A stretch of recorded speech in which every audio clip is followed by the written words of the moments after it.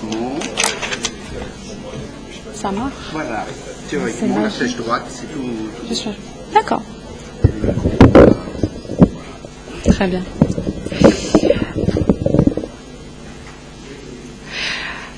Alors bonjour à tous. Je remercie évidemment tout d'abord les organisateurs de la session pour m'avoir invité aujourd'hui et pour nous permettre de parler d'une thématique sensible dans la région, notamment les médicaments contrefaits. Alors moi je ne vais pas m'attarder sur un état des lieux ou sur une observation ou sur en détail sur les médicaments contrefaits.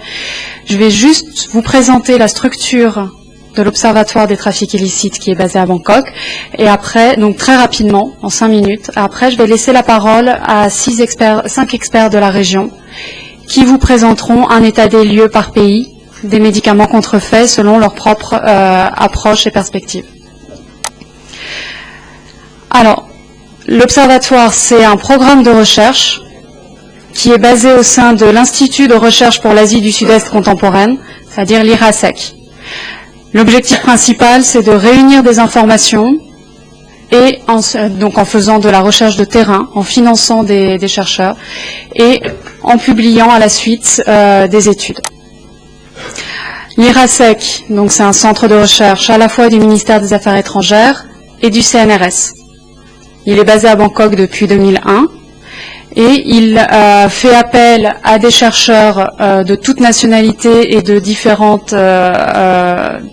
champs académiques pour pouvoir mieux comprendre les enjeux socio-économiques en Asie du Sud-Est. Donc là, c'est au niveau de l'ASEAN.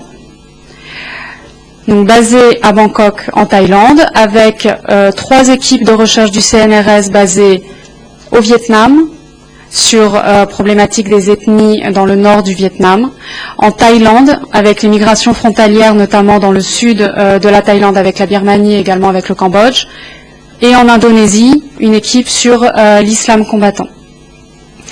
Et donc l'Observatoire, qui est basé également à Bangkok. Alors, l'objectif de l'IRASEC, comme je disais, c'était de lancer des programmes de recherche pour après diffuser les connaissances. Donc, une série de monographies par pays, en français par contre, et une série de publications téléchargeables gratuitement sur Internet, soit en anglais, soit en français, sur, alors par exemple, là, ce sont quelques exemples, une étude sur la Birmanie, une étude sur l'éducation en Thaïlande, une étude sur le Timor, et une étude sur, par exemple, le Vietnam au moment de l'entrée dans l'OMC.